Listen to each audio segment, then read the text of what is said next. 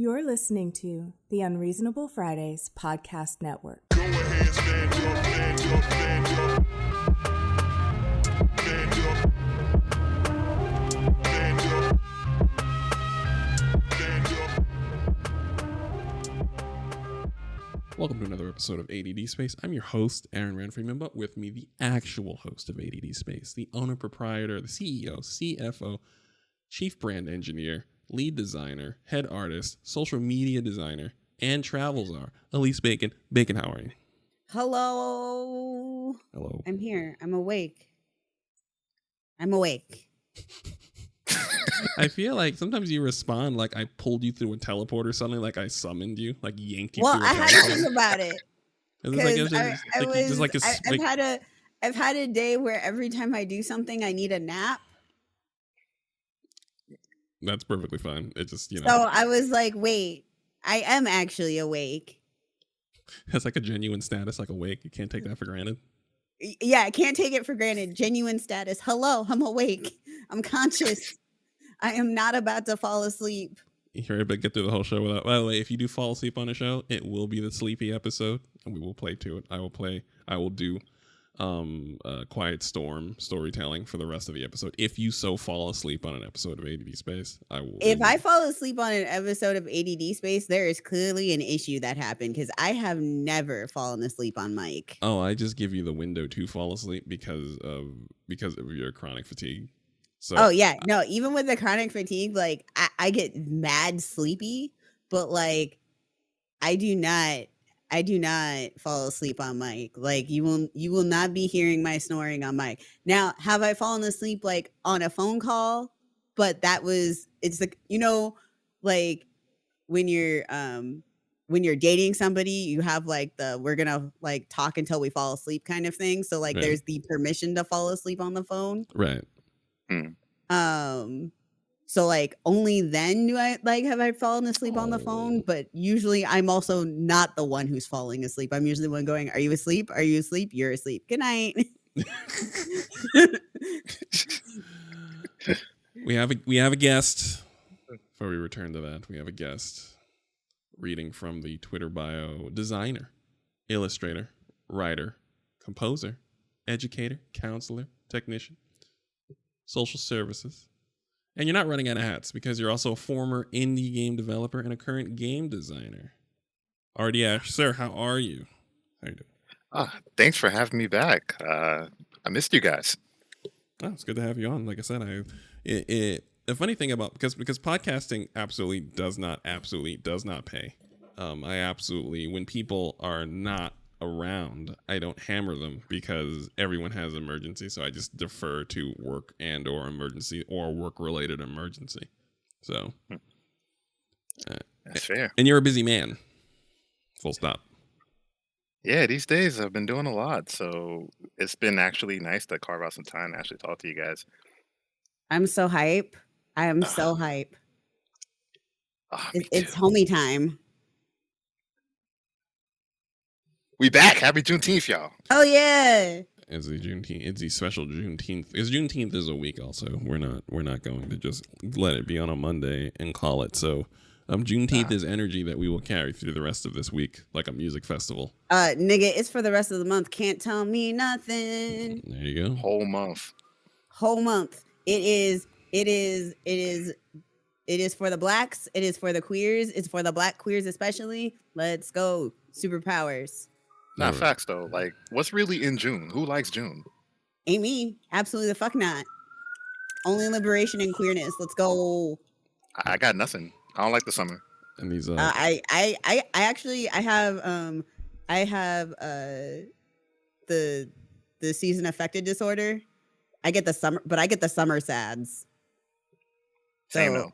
yeah, like as soon as May starts to hit, like my mood starts tanking. It just goes crash. Now all my passive buffs kick in when we hit October. Yo, same. Like as it, I like to use. I'm not like a Halloween junkie, but I do use Halloween as an example because the weather does a turn.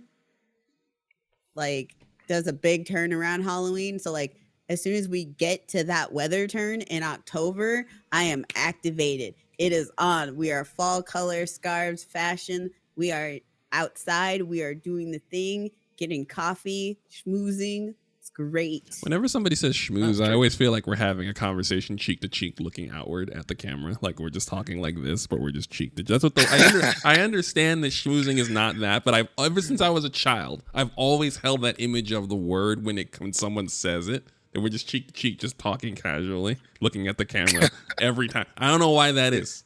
I don't know. Peace and It's Well, not just you. listen, it's not just you. valid. And by the way, if anybody does want to, if anyone wants to says that and holds me to it, I will absolutely go cheek to cheek, and we will talk at people and let them look at us. I absolutely will do that. Hold me to I'm it. fine with it. Hold me to it. Nah, double down. Make it awkward.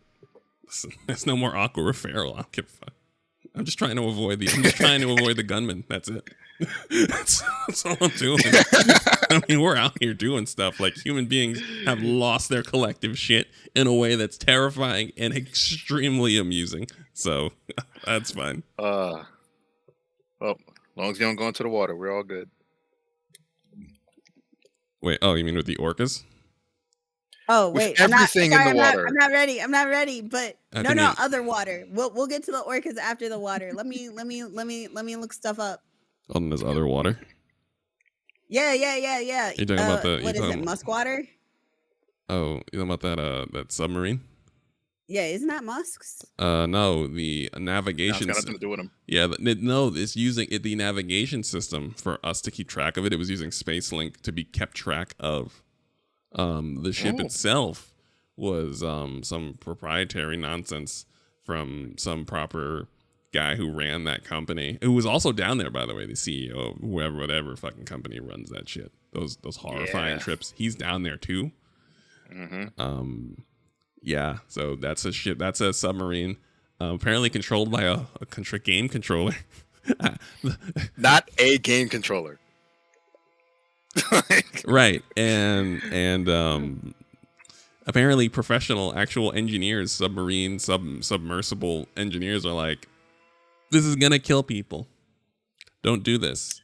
And it was way back 2018 where they were like, please don't do this. And as you know, rich white men do, persist, and roped other people into taking a small vessel 13,000 feet under the water to observe the sunken remains of the Titanic.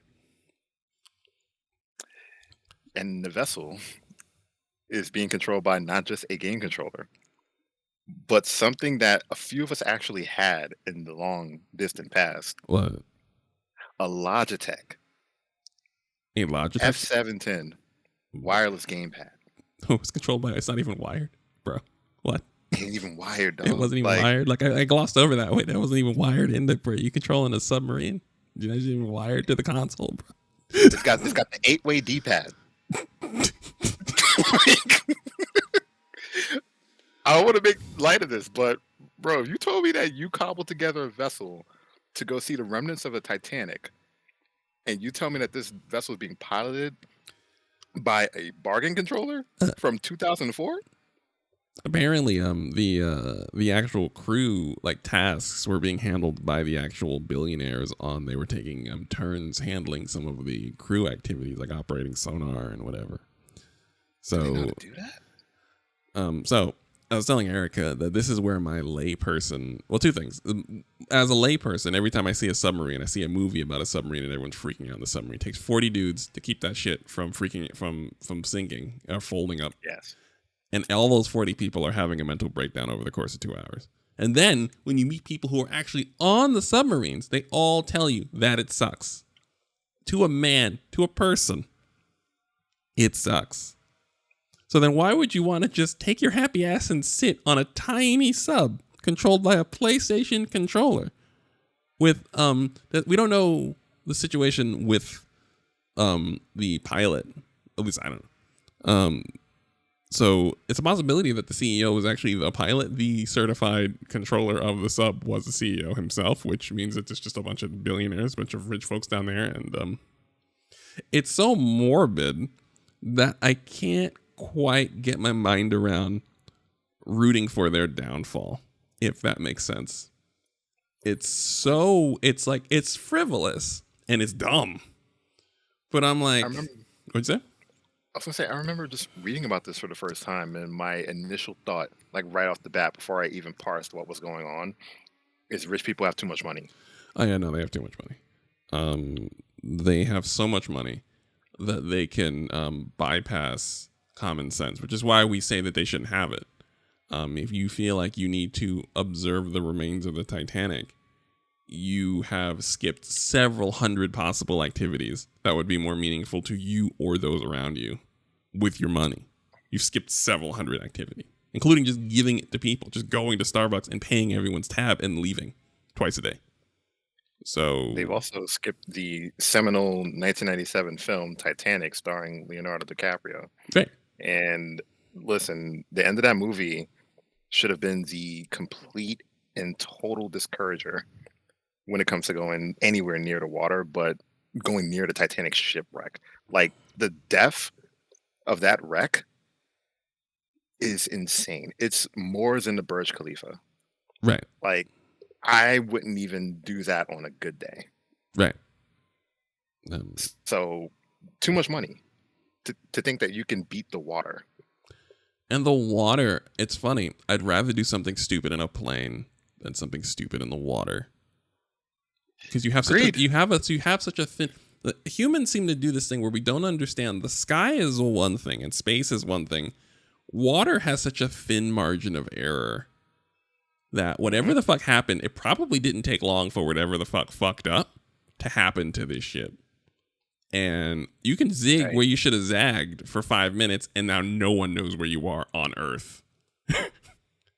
And it takes you 5 minutes in a boat, in a vessel under the water, too far, too long, and now nobody has an idea where you are, and they may never find you. Turn off your cell phone, go 13,000 feet down, make a left when you told them you were going to make a right, and turn off your cell phone, and you're gone for literally ever. And when you keep that in mind, again, like I said, this is where our common sense, and it's probably because we're poors, prohibits us from doing things like taking a sub controlled by a old hand-me-down wireless controller to go look at the remains of a sunken ship. Yes, Bacon. I just can't fathom spending so much money to potentially die. That's the rush. Right. You're Like you are. That's the like- point of it. like it's not even like an if, and it's not like a great way to go either. No, it's not. That was horrible. It's horrible. Like- It's kind of one of the worst ways. Like it's really not great. It's so horrible. No, This is it's why absolutely horrible. it's so horrible, which is why I'm not actively, because like, we always say eat the rich, and sometimes when fucked up people do fucked up things, we do in fact clap. Like Kevin Samuels, we all clapped. It was raucously humorous. Great day on Twitter. Great day. Amazing writing how he died. But some things are so terrible that I don't want to. Erica brought up, was like, I don't want to invite karma because of rooting for the unfortunate Right. deaths of frivolous people. Like, this is unfortunate. If they don't find those people, that shit is unfortunate. And as I said before, they did a dumb thing.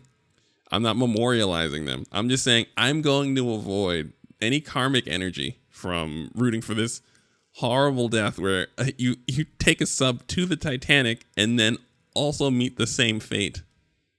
I mean, I'm not gonna lie, that's also one of those like moments. I'm like, maybe y'all should just not fuck with the Titanic. Well, that's the thing. Like we're talking about the Titanic here, but we're not putting into perspective how bad this is by comparison to the other things they could have done. Like, for instance, we're all on planet Earth right now. We're both 2 feet down, right?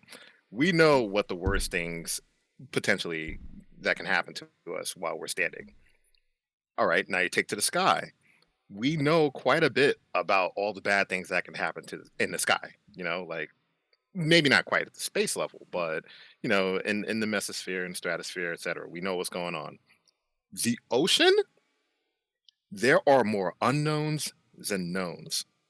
And what we do know is that the things that can kill you in the ocean may be the worst of anything that can kill you on planet Earth. Like you got the pitch black darkness of even trying to go see the Titanic.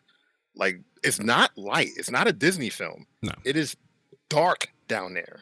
Like there is nothing you can do to make light other than have your own vessel produce it. And then beyond that, there are creatures down there that we still have yet to meet as a species. Right.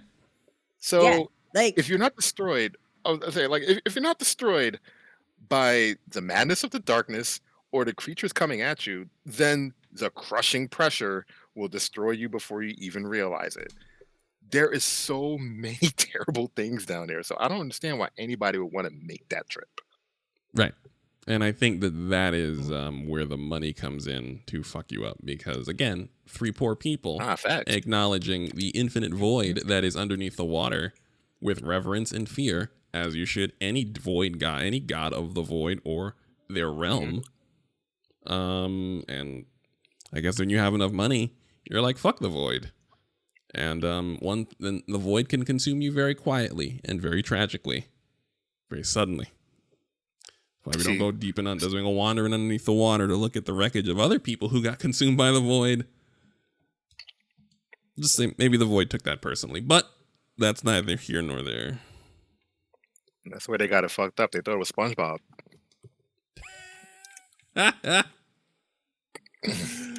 Like you remember the episode where SpongeBob took the bus and he ended up on the dark side? Yes. Yeah. That's what they thought it was. So, like I said, I don't wish the worst on these folks.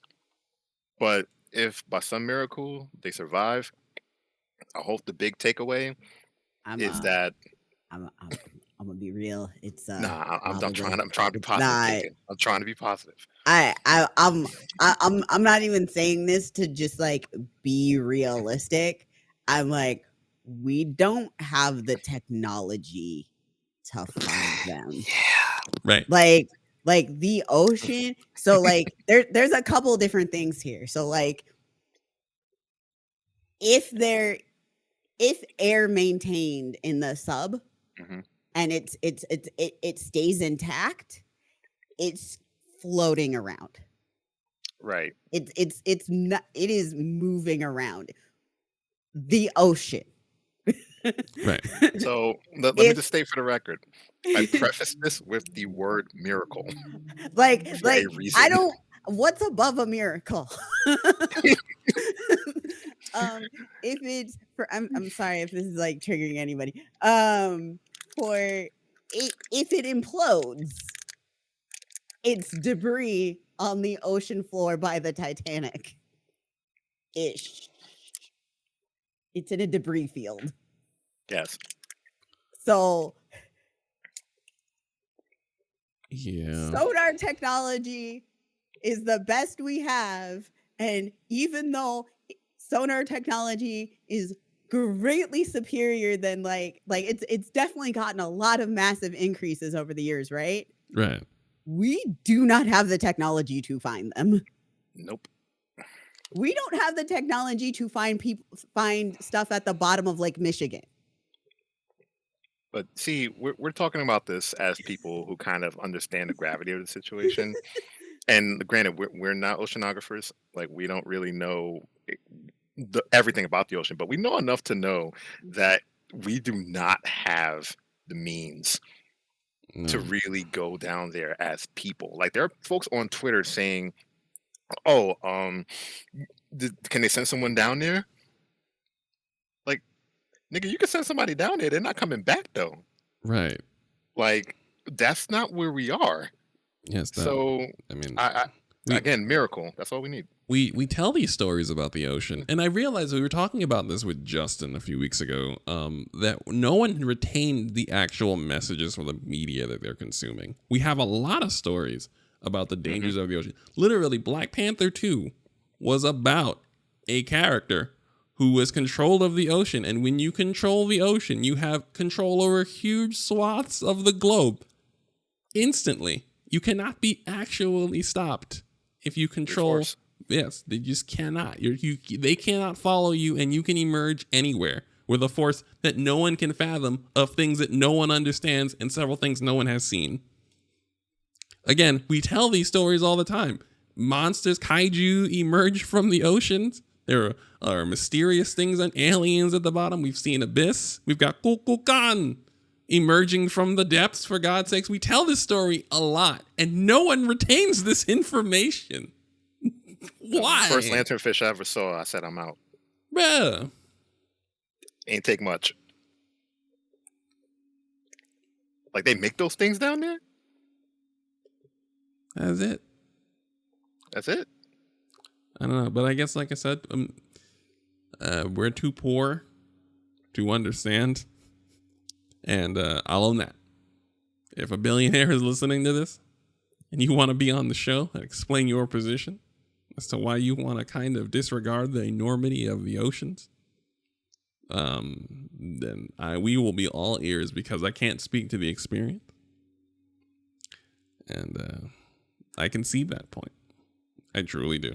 Hope they find those rich folks, because I got questions. And if we do find them, then we can get that Netflix series going much faster than if we don't find them.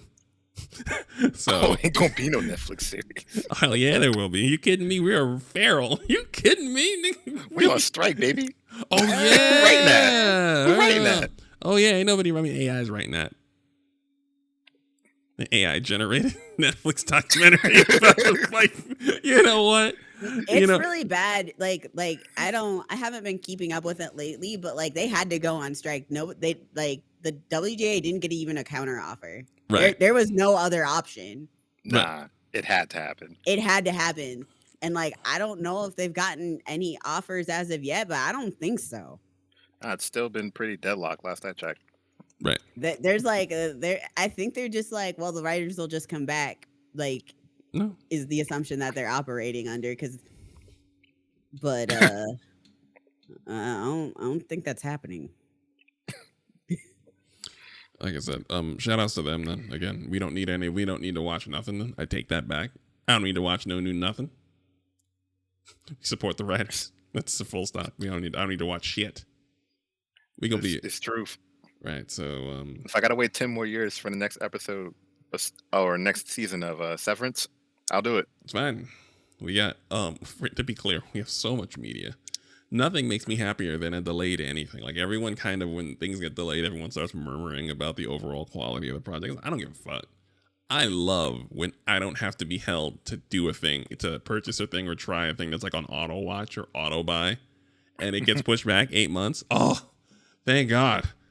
Oh, I get to hammer away at this considerable backlog of literally everything a human being can consume for entertainment. It's true. I It's don't got even, that kind of time. right. I don't understand how people are like bored or frustrated, or the way some folks talk about this is they've consumed all of it, and you know good and goddamn well you haven't. But that's neither here nor there. We have an actual show with actual topics. Bacon. We gave you ample time to prepare Orca facts. Which I'm looking it up. I'm sorry. There's also like a little Bacon. bit of drama happening. Bacon, it's been 12 minutes. I do have an Bacon. article popping up though. Yeah, 12. I did get a paywall locked a few times. 12. But the LA Times, which also needs to be paying their writers, 12-foot ladder still works. what? 12-foot ladder. Gets over Not paywall. on the Washington Post. Oh, damn. Yeah.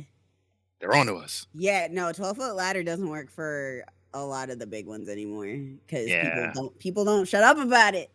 That's true, though. Like, listen, I'm like, okay, y'all, if you're gonna post something, please don't post it under the article that has the paywall.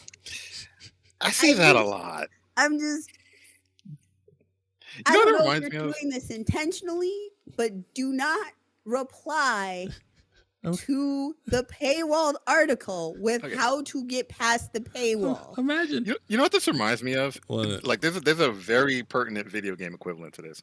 This reminds me of when someone creates, or they're working on this amazing fan game for like years, using a licensed property, but they keep posting about it. They just keep posting about it. They keep talking about it. I'm just like, I need you to stop. Just And shut the then fuck up. people, and you know what? And then people get really weird about. They're like, I can't believe that they're doing. I can't believe that they would do. This is just the worst. And I'm like, if y'all could keep your goddamn mouth shut. We don't live in that world though. I'm just like, people block their blessings. We live in a world where people thoughtlessly just keep blocking their blessings. Yeah. But the orcas though. Listen, no. Yeah, listen, you keep digging up those orca facts because we brought RD on here to shill for Street Fighter.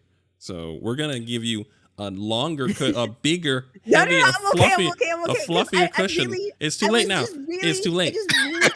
No, we're moving. We're shuffling. No, we're moving to Street Fighter 6. We're moving along. I'm sorry. No. There's a ball. The ball's on the ground. Who put it there? You, Ray. Trains not please. making local stops bacon. We gotta go. We gotta go. We're gonna end. We're gonna have to wrap it up with orcas. Keep all those tabs open. Fine. Move on to Street Fighter. Well, it's funny you mentioned that because I noticed something just before I came on the show that's a pretty interesting fact. I know that you two are far more versed in the single coast AAA gaming space than I am at this point. And I realized Street Fighter 6 is the first AAA game that I've bought in roughly 3 years. And Oh yeah, it is, isn't it?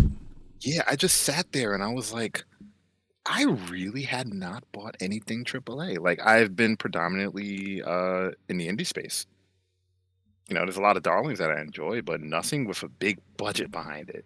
And then I thought about that a little more, and the last AAA game that I bought before Street Fighter 6 was Mortal Kombat 11. Wow. Yeah. So it's a fighting game that begot a fighting game. I mean, Bro, this is where I'm at now. I mean, you know what's funny, and I'll say this is I feel the same way. I don't buy as many AAA games. Like I buy less and less. I used to buy a bunch of them, but now I buy less and less as I get older. So I totally get it. Like I just infinitely play more AA and infinitely more indie games. Like I maintain that is, you can always tell someone who does play indie games versus someone who doesn't because they're having more fun playing video games. Exactly. You can always tell the difference. And you know the wild thing is though, it's like even though the game is fun and you know, I have no regrets about it. I buy the AAA game and I go, has Capcom done anything shitty lately? Well, I feel bad about buying this. Oh, bruh. Because I realize that's a struggle for a lot of people. Oh, bruh. That is, listen, dude. That is I'm not gonna lie that I it's not as much of a struggle, but I'm drowning. Oh, Please you make me. play Final Fantasy. I know you drowning. I'm gonna throw you a life raft. Please. I'm I'm- so- Listen, the thing about it is that I've had Capcom around for pretty much my entire life at this point, and I've seen how bad they have gotten over the years, and it feels very tame to think about the low points of that company compared to the things that we're seeing now. Like as bad as Capcom has been in some instances, especially during aughts, ain't nothing close to Yoshi P saying that black people shouldn't be in Final Fantasy. You know what I'm saying? Bruh. Like, He said it twice. Bruh. it's never been that bad. They got this man out here telling white supremacist talking points, and I lost my shit. Right. Ain't no Final Fantasy player in the world is more salty than I am about 16. But here's another thing about Final Fantasy as well. The reason why there's such a huge gap between me playing Street Fighter 6 and me playing Mortal Kombat 11 is because of time. With fighting games, I can get in and get out. You know, I'm not committed. If you're playing Final Fantasy, you're committed. You got to sit there You got to read the articles. You got to hear the interviews of this man pretty much saying no niggas. You know what the worst part was? I'm not an interview reader. Oh, you heard it secondhand. Well, so like it's well, here's a couple things. So like I'm a person, so like I genuinely don't I have my tastes are really curated, right? And I'm very much know what I like. And so I'm also really good at like pattern recognition and like reading summaries and buzzwords. I can tell without watching a trailer if I'm going to enjoy a game or not. Sure. So like I can read all of the information that gets put out from like about a game without any spoiler content whatsoever and just look at a few pictures and know if I'm going to enjoy the game or not. I have only been steered wrong like once. It was a great betrayal of Destiny 2. I'm not gonna lie to you. I wish I had like because the thing about it is I wish because I knew it wasn't going to be fantastic, but I had made peace with it, and I didn't want to yuck anybody's yum. Like I like the game, but I knew it wasn't going to be that because they had flipped the teams, so whoever was handling Destiny 2 was not who handled Destiny 1. And I was like, this is gonna be weird, and lo and behold, it was very strange. And then everyone fled, and I was like, this is fair. That's why I didn't say anything. I was like, I had concerns from the beta. Right. I remember we were talking about it, and I was just like, Okay, so but wait. what happened is like when you're scrolling through the Twitters, right, or you're scrolling through like you got your in my case it's Feedly and I got like all the news sources and then like I see a thing and I go oh no, then I have to go in and I have to read it. Yep. And I first off I have to go and I see the thing, I have to go look to see who wrote the thing because that matters. It does matter. I have to see where the thing is written from because that also matters. And then I look through and I look through I skim through the interview questions, and so like I've got like a checklist for that. And I went through and I read both interviews in detail, and I was just like, well, it's over for me. Here's the thing.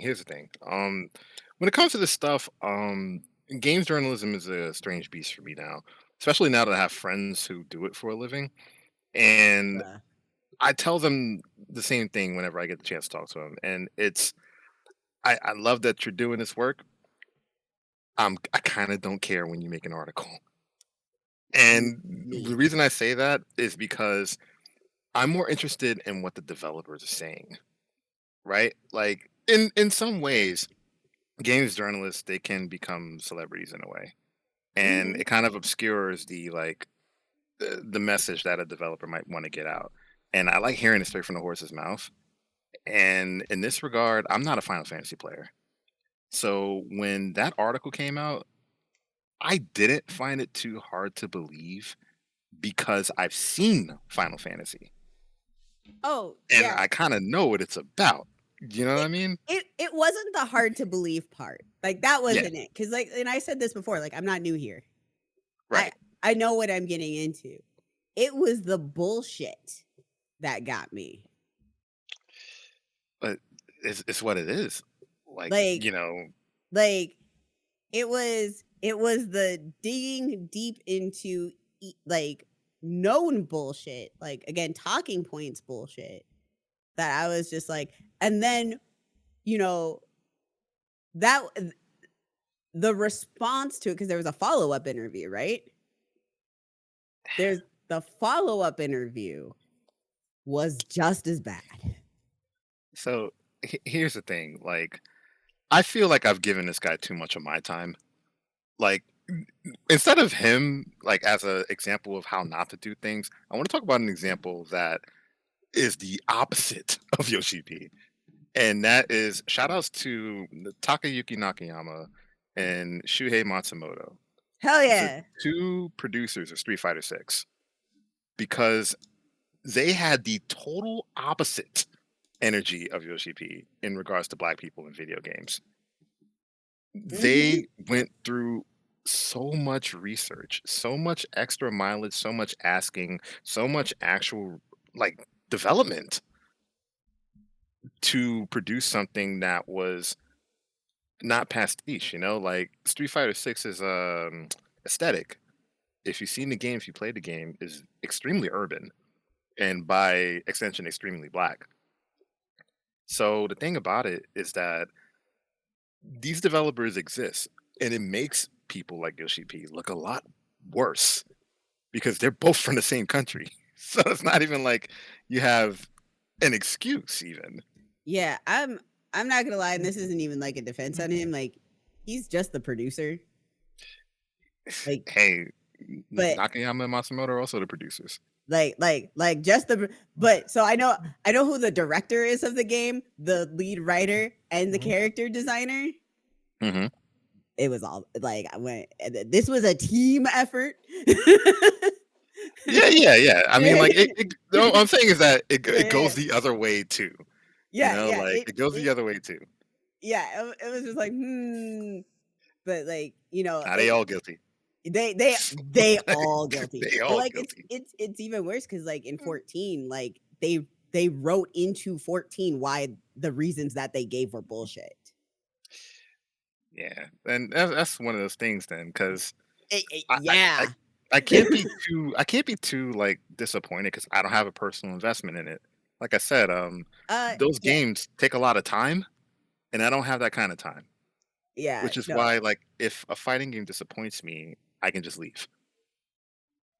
You know what I mean? Like, I haven't invested enough time for me to be like, oh man, I don't want to ever touch this or play this again. I'd be like, oh, I wasn't that invested in the first place. Bye. Oh, yeah, no. For me, the time investment's not an issue. Yeah. I can drop a game. I don't mind it.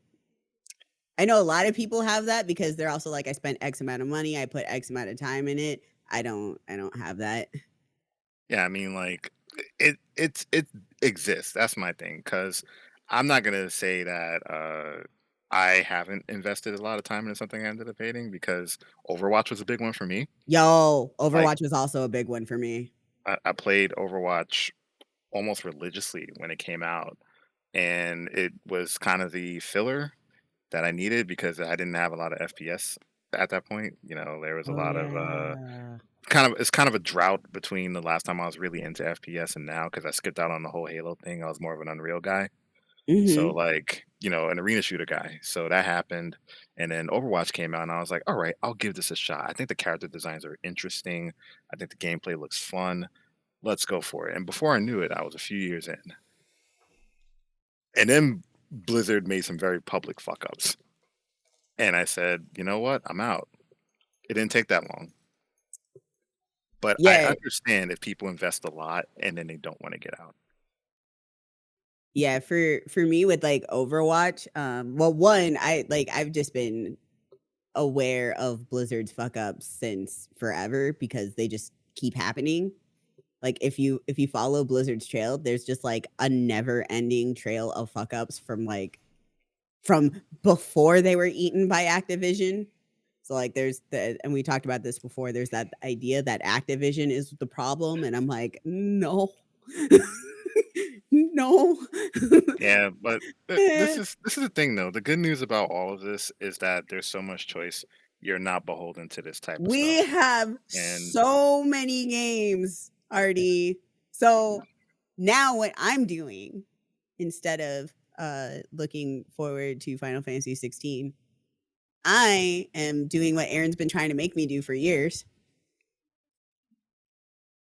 What that is, is what and is I'm dedicating myself to Alan Wake oh, so that I'm ready for the new game. okay. Before I go down this trail, because because Aaron already knows. Before I go down this trail, I'm here for it. I just want to get this point in because there's going to be a lot of games releasing at the back end of the year. So right now we have a game out that's sold 1 million copies in a matter of days. The best game. Being Street Fighter 6. The best game. And I want to point that out because for a fighting game, that is goddamn remarkable in 2023. Yes, it is. Goddamn remarkable. And I'm like, they did such good marketing with it, by the way. Zelina Vega was in a Royal Rumble, just as Jury. Yes. That happened. Yes. It wasn't a fever dream. No.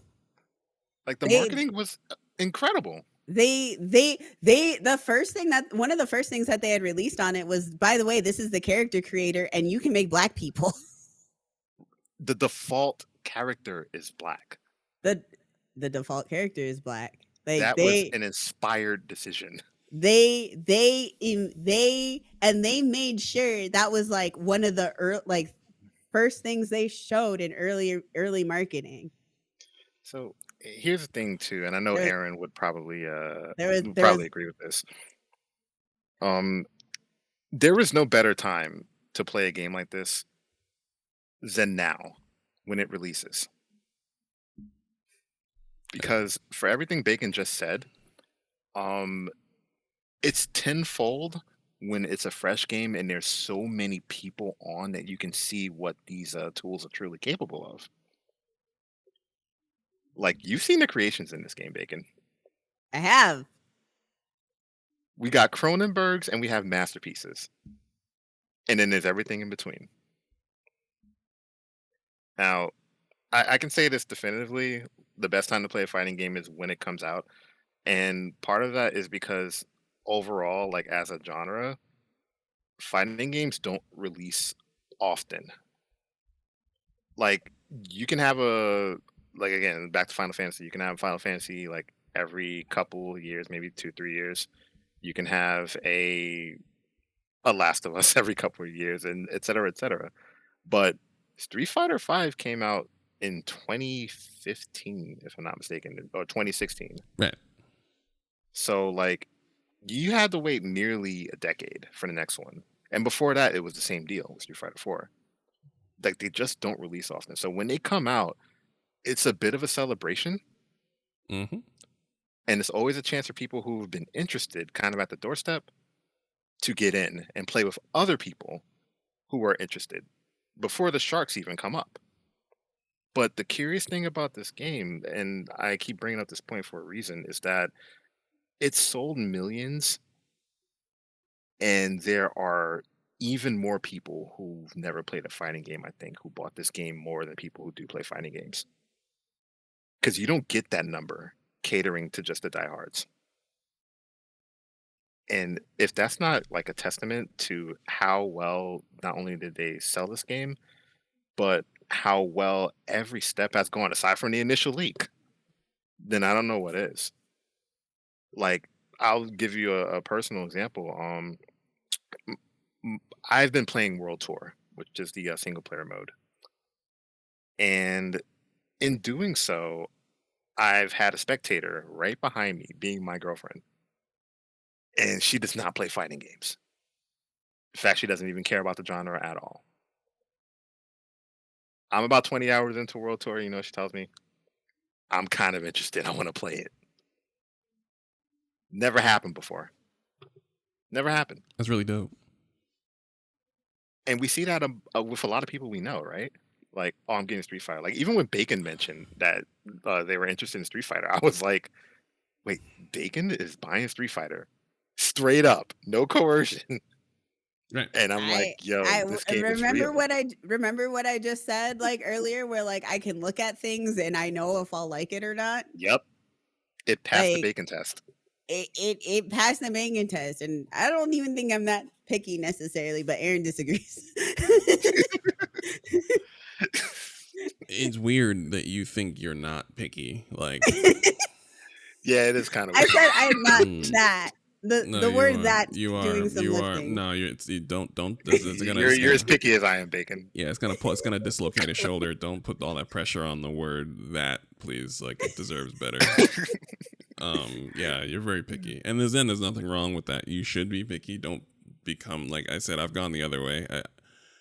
Bacon told me years ago to have fun while I was playing, and Bacon helped me unlock around 11 genres of game that I liked that I wasn't paying attention to because I was being a little shit when I was younger. So now I'm buying every game that's below $8, and because they will always sell you the same game $5 less every 6 months. I can't help. At some point they will get to the price point. Remember when you were younger and you would always say that, oh, I'll buy it at $20, and good and goddamn well it wouldn't get to $20 for like 7 years. Yeah. And now games go down $5 every 10 months. 75% off next month. Right. Watch. Right. So now you say these numbers, and I still have the old thing where I actually hold myself to the number and I'll say it. I'll get it when it's, around $8.99. And then 4 months later, over some fucking summer sale, it's $8.99, and you're like, fuck. And you keep putting your number lower, and it still goes down. Sometimes you see the game is like there was some game. There's a game called Phantom Doctrines, a spy XCOM type game. $40. I said, I'm not paying $40 for this. I'll wait till it's $5. It's $3.99. Why? It went down from 40 to 4. Yeah, What? that reminds me. There's a Nintendo Switch game I need to cop. It was like $15, and now it's $1.99. What's it called? I can't remember of it, but it's on my wish list, so it's not even hard for me to find. All right, take a look. RD, please continue. I apologize for the aside, but I just remember how Bacon is picky. No. My indie game addiction is a serious problem that will require family and friends to intervene. So I don't want to shame you at all, Aaron, because I'm the same way. Like, my Steam account says I had Steam for like freaking 16 years at this point. That's where I've been the past 16 years. Right. Just knee deep in indie games. And the thing about it, if you remember, fun. and you know what? Also, I'll say this: I remember when games were $100. Oh yeah. Like when you go to Toys R Us and those Super Nintendo cartridges and those little tickets said $99.99, full stop. And if they were on sale, they were $89.99. I remember the struggle of my mom going to buy me 2 games for Christmas, which ran her $300 for 2 games. Mm-hmm. So now when games come through, new games, $15, say less. And as a result, I buy so many of them because I just can't forget where I came from so much that this is just like a golden age. That, and then you'll talk to people who play only AAA games who whinge about there not being enough games to play. And I'm sitting there literally drowning in indie games. I cannot go to an eShop without finding some indie game either on sale or something that I've never heard of that I just Googled and happened to like. And, or some indie game made by someone who likes something I like some developers who really like Castlevania. Right. That was Bloodstained for me. Right. Like that's the thing. Like I got out of AAA games namely because they weren't serving the interest that I had in terms of the genres that I really enjoyed. Right.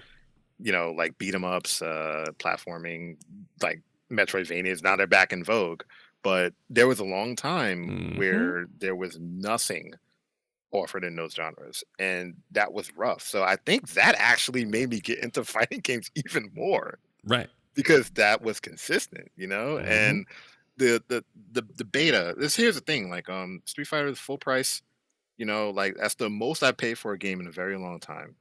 And when a fighting game comes out, I always have to think about whether or not I really want to buy this because it can always devolve into me just playing kind of by myself because no one else plays it. Right. Or it can be a $70 something purchase and all you get is online and training mode. And I will never pay that type of money for that type of offering ever again because I've done it before after Street Fighter 6. And the beta was what sold me, actually. Like, for full disclosure, I was in both closed betas, and it was impressive from the jump. Usually a beta is like, oh, I can see how it can get better, right? But this one was, oh, I know what the full product's going to give me. It's like Bacon says, you can see immediately whether or not something's going to be worth your time. And this was worth my time immediately. Like the modern controls, for example, the thing that got so many people to buy the game, like I had no interest in modern controls, honestly, because I had to rewire my brain to make them work because I've been playing fighting in a certain way for so many years. Right. But reading how they were designed and the audience they had in mind. I thought this was the most brilliant thing anybody has ever come up with in the space since probably 6 buttons on the controller. And Do you yeah, have a second to go over what modern controls are, just for people listening, so they yeah, can? definitely. So the reason why fighting games are really difficult for a lot of people to get into is because there are what we call motions, where you don't have an X button to jump. You don't have a single button to perform something incredible, like the cool stuff you see in a screenshot or a clip. You Right. have to perform very unique uh, inputs. So, say you have an analog stick. When you put that analog stick down, it usually means you're walking backwards, right? In a fighting game, you put that analog stick down, it means your character is crouching. You move that to the right, it means they're walking to the right. You move it up, it means they're jumping. Like, these are concepts that most people can't fathom because no other genre really does that.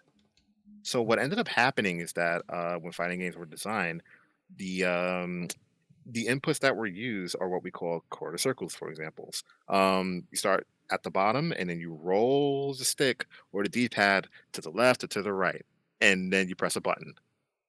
So that's 3 more points of engagement than the average gamer already has. Mm-hmm.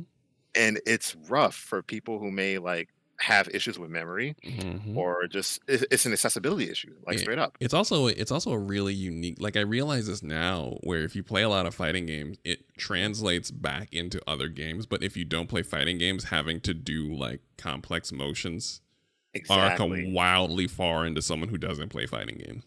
Exactly. And that's why classic controls, the opposite of modern controls, which I'm about to explain, uh stand the test of time, as in like folks who played original fighting games from way back when and now they've retained that muscle memory, that information, and they apply it to other games. Where modern comes in is that that barrier of entry that folks did not have for so many years is officially obliterated because the emotions that you needed to input in order to do a special move can now be mapped to a single button combination, being you press a button and you press a direction and then boom, move comes out, cool thing happens. Mm. Like, you don't have to watch people do the cool thing anymore because you can do it yourself. You want to do a combo, you don't have to memorize a bunch of combinations of button and button and button and button and button. No, you can simply hold one button and then keep pressing another button and it'll give you a combo. And it works in a way that can get people involved.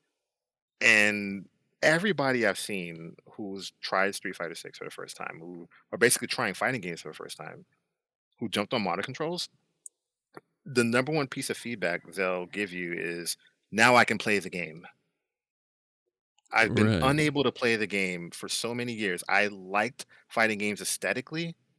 Like, I like the characters, I like the environments, I love the music, but I can't play them to save my life. How many times have you heard I'm trash at fighting games? I mean, Literally every single every time, day from everyone, every time you except for Right. mention, like specifically people like you. right. Like, Nah, every- it's true. And like the thing about it is that modern controls, there are outliers, because if I have one point of criticism at the fighting game community is that they're not very welcoming to newcomers. no. And Mm-mm. modern controls are basically being treated as training wheels by some players and as a incredible advantage for others.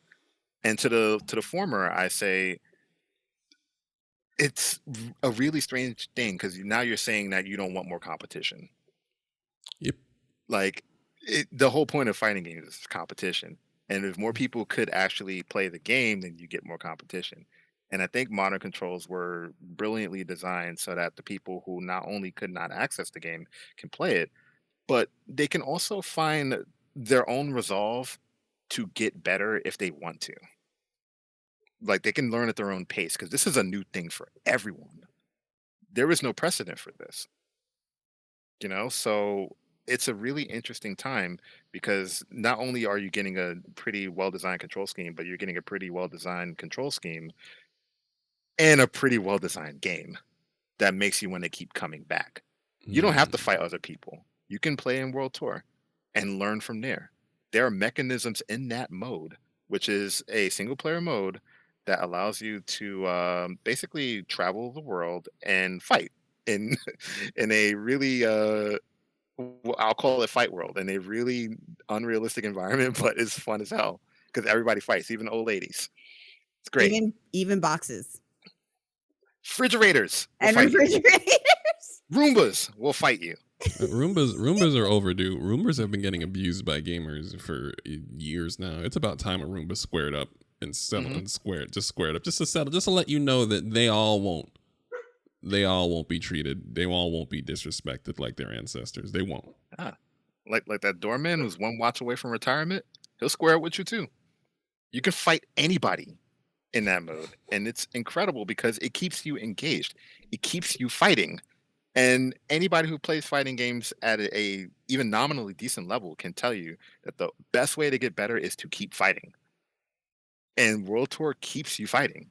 And I think that's amazing because not only are you engaging with the core game, but there's so many other things to do in that mode. Like, say you got to make a pizza, you can't just make a pizza as if you were in any other game. It's very specific. You can do one of those classic hard ass motions that you were unable to do disguised as a mini game because that's how you make the pizza. Why has no one thought about that before? You know, you want to do a quarter circle forward, you do a quarter circle forward to make the pizza. And it gamifies learning, which is always the best way to do it, in my Absolutely. opinion. Absolutely. No, it is. You keep the people engaged, they will learn. Right. And it's the thing is that it took so long for us to get here. Like, that's one of the big things that if you've been playing video games for a very long time, maybe 30 years, probably older than most people playing games now, you understand just how long it took to get to this point because there were no entry points for a very long time. Mm-hmm. Like, if it wasn't the players gatekeeping, it was the designers gatekeeping. Like, they would not design anything that was new player friendly. And it's a very different thing starting in 2023 as opposed to starting in the 90s. Like, people ask me all the time, you know, I'll be the first to say that I'm not the best fighting game player in the world, but I'm pretty decent, right? And people ask me, how do you get so good? And I'll say, I started in the 90s. I got lucky That's true. because Aaron, like, you were there. Oh no. The only thing we had to worry about, Oh, go on. the only thing we had to worry about were fundamentals and simple special moves. There were no supers, there were no meters, there were no like wild mechanics. It was just the basics. Hit these buttons. Also, there Mhm. was no cottage industry around the information around the game. You true. learned pretty much at the same pace as everyone. Everyone else, there was no frame data. There was none of that stuff. There was no lab, so someone couldn't go home and know practice. 40 times as much as you, and then come back and bludgeon you with it. You all knew what you knew. Right. And, Right. You knew what you knew. And it carried you so far because there was also not that many fighting games. You know, like if you had a game, there was a lot of Street Fighter 2s, absolutely, but as There a is genre, that I swear to God, that's like the biggest joke. Just like oh, they deserved it. just straight they'd be like when Street Fighter 3 came out, I'm like, what do you mean there wasn't this is the first Street Fighter 3? What about the other like actually threes? All Man. like 30 of them. But that's the thing too. It's like in a genre that was born from the arcade, there's another thing that I think gets underrated quite a bit when it comes to new players learning how to really navigate the genre, and that is losing. Like when you play online, when you're getting into this stuff in 2023, you can lose in like the comfort of your own home, however you want to take that loss. Whereas if you're in the arcade, like you can't flip out on people. You kind of learn sportsmanship, or else someone was going to beat you up for real. Mhm. You know, so like even me, like as a kid, you know, playing, I lost a lot. You know, that's how you get there. You got to get your ass kicked quite a bit, and every time it was a very sportsmanlike environment because everyone was having fun. You know, it wasn't that serious. Like we didn't care about frame data and stuff because it didn't exist. It was just this cool guy whose leg can become a chainsaw is who I want to play. And you know what? I played that guy whose leg became a chainsaw. It was great. Some Darkstalkers, right? Yep, Lord Raptor. Yeah, that's it. I Yes, forgot his sir. name. There we go. And Mortal Kombat, same way. Like, yo, this dude freezes people. I'm gonna play him. Like there was no strategic reason for me to want to pick these characters. I just thought they were cool, Yeah. and that's what everybody thought. It's true. And the thing about it is that you lose a lot when you don't know this type of stuff. And the better you handle it, the better you get. And I'm gonna pull up just a quick comment here because I think encapsulates how Street Fighter Six is hitting a lot of people who never played fighting games before. And forgive me, I forget who it comes from, but this comment says, "I love SF6 because I can play against someone at a cabinet and find out that they are diamond rank afterwards." And feel really good about every game I was able to hold my own against them as a low gold player. Even if I lose 9 out of 10 matches against them, it's motivating to know those ranks aren't completely out of reach. And this is from a player who was playing on modern controls. Like, I've never seen that before. In the decades I've spent in this genre, I've never seen that before. And I think that's really important for folks who want to get into it. So, whenever you two get a shot, I'm just curious to see how you approach the game because there are people who go straight into online and there are people who go straight into World Tour, and yet they all meet in the middle at the Battle Hub. So, I just want to see how it turns out because this game's going to be around for a while, and I can't wait to see how it not just pushes the genre forward, but how it pushes players forward.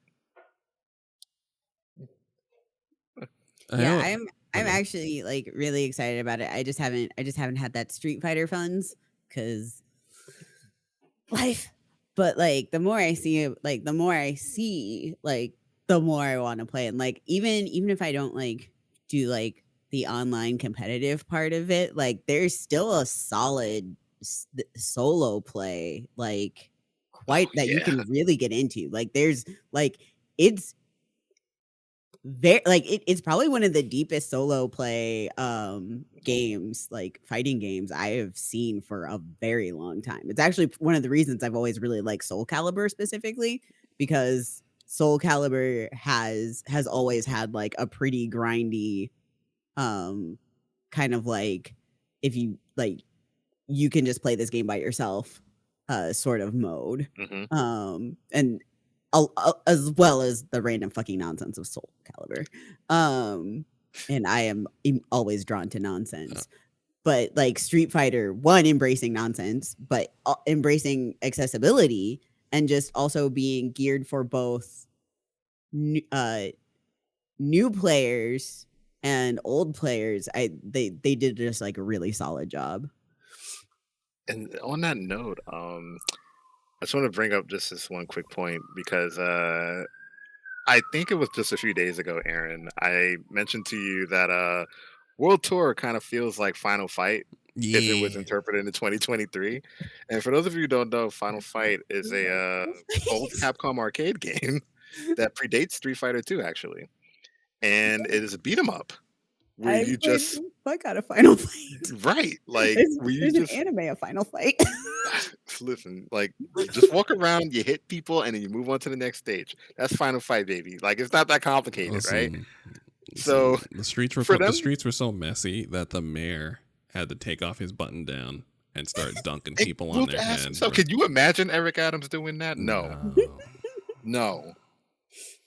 And the thing about it is that like that game is the reason why we have Street Fighter 6 to a degree. Because for those of you who don't know, Final Fight's working title was Street Fighter 89. It was meant to be the sequel to the first game. Mm-hmm. So they were always linked. Like this isn't a new thing. And so to see that come together, especially for longtime fans in World Tour, I can say having almost 60 hours into World Tour at this point, it is worth the effort. You are rewarded for that time. And all the locales are there. If you're familiar with the game, all the bosses, you may be wondering what they're doing in 2023. You'll find out. You know, like there's so much there just for folks who've been paying attention that long, but there's also stuff there for folks who haven't because they've gone out of their way to kind of catch you up. If you haven't been Me, following these games, they've gone me. out of their way. So when Bacon gets a chance to play, like it's all going to be there. We're going to have very uh, pointed and in-depth conversations about Abigail's scrapyard somehow working next to the river. Like we're going to have that conversation, and it's not going to be because we were both there in like the early 90s or something, just throwing in quarters in the same machine. It's going to be because this game actually managed to do the homework, which is what I fighting games don't do. Hmm. no, I love that. I really love that they basically went like, what are all the things that people say that like fighting games don't need, and then go and went, but what if they're wrong? Yep. Can we prove them wrong? And they did. And it turns out like all that shit that people have been like, no, we can't have this because it would ruin X, Y, and Z. It was just like, no, it's great. Like this is what's needed to, one, being like fresh people in, but also make it more sustainable. Hmm. Oh, Because absolutely. folks, because like when a fighting game comes out, like people will pick it up, even people who are interested, but it's really easy to get discouraged. Mhm. It's like super easy to get discouraged, and then like even vets, like a lot of them just put it down after like a month. It's true. The most destructive force in a group of people playing a fighting game is the one friend that gets really good first.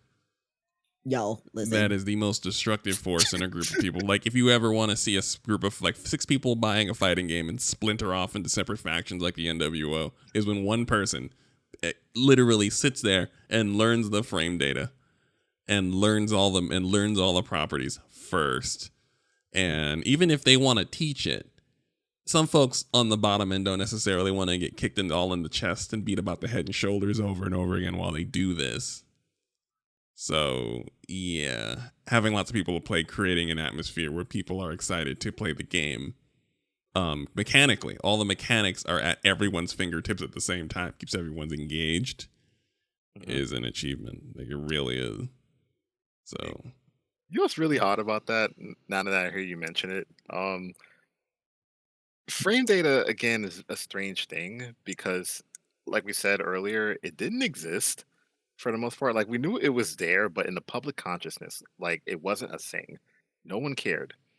And today, even in 2023, I still don't give a fuck about frame data. And like, there's somebody listening who probably clutched their pearls, like, oh, how do you play fighting games? You don't know about frame data. Easily, I just play the game. And whoa, like, whoa! Don't say that too loud, buddy. like no, You it's just true. said you just play the game. Whoa, It's true. I how just can play the you game. be so unserious? Nah, I'm terribly unserious. That's why I have diamond ranks. You're Like you're griefing. You're griefing. nah, it's true because it's also because I'm from a school of like fighting game players, like the initial school, I guess, where we just didn't care. And the thing about getting the least bit decent is that there's no scientific way to do it. Like There's you really have not. to just play the game. It's experience. You're Like saying it's the the things best that people teacher. don't like. You're saying the thing that people don't like. No, no. I'm gonna go off for a little bit. You know why? Because let me tell you, as an artist, like one of the worst things I had to experience this year is like the rise of AI. Yo, my And guy. like, listen, like people will sit there until they're blue in the face and tell you that AI is the future. And I'm just gonna sit here and say, like, you'll never be as good as anybody who's practiced. And it's the same thing with fighting games. Like, you want to get good quick, but you can't. You have to put the work in. You got to put the proverbial 1,000 hours in, and that'll get you in the front door. But you have to be interested in order to put 1,000 hours in. Like if you're not interested, like there's nothing you can do about that. There's And I think literally nothing. right, and I think that's where this game is exceeding. It keeps people interested by just offering variety. So listen, you'll never be fucking Daigo or Justin Wong. You know what I'm saying? Like in the span of a year. No. But you can be the first you. Mm-hmm. You know, you can always be the first you. They can never take that away from you. And as long as you go at your own pace, then this will not only be the one fighting game that's accessible to you. There will be others that will come through, and you can transfer these skills over there as well. Like, it's not just a genre like many other video games that we play. It's it's an institution at this point. Like, there are so many people who play so many other genres, and they know these things exist, but they never got a chance to play. And now the floodgates are open. There's no excuse. Do you think that like other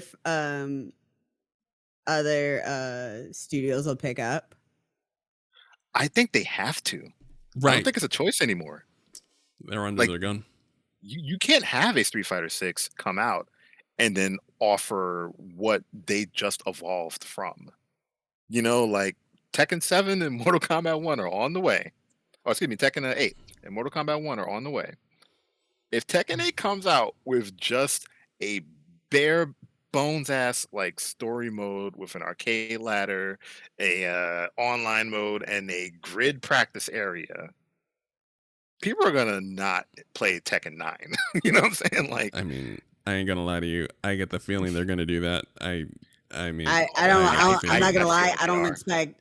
I don't expect nothing. I expect. Well, the game's been in development so long Mhm. that I think it's just going to. but they haven't like spoken about it.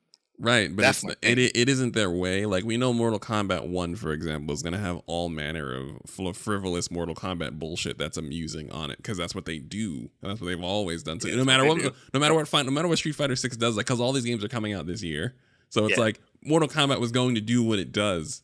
But Set in stone. right, Tekken is also going to do what it does, and Tekken has a lot of fun with everyone who plays, but it also doesn't care if you don't want to learn it. Doesn't care. You know what this So- is? Another historical parallel here. You guys know that Street Fighter 2 only revolutionized fighting games by just the smallest of margins, right? Yes. And that's because Street Fighter 1, the person who created it, Takeshi Nishiyama, went over to SNK.